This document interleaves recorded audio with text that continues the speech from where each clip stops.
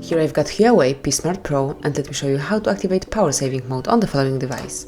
So at first you have to locate the settings and open them.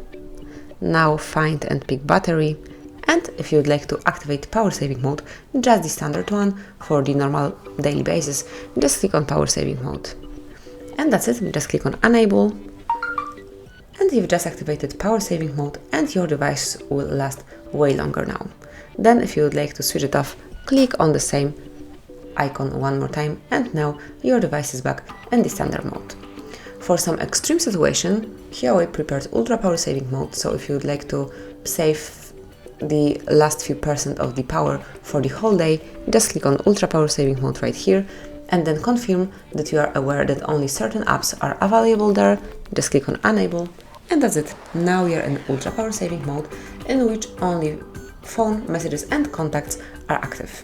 Then if you'd like to switch off this mode, click on this icon which is for exit, and confirm that you would like to switch off ultra power saving mode. And as you can see, now we are back in the normal mode with all applications active and the normal brightness and all the rest. So that would be all. So you can protect your battery, how you can save the life of your HUAWEI. Thank you for watching. Please subscribe our channel and leave the thumbs up.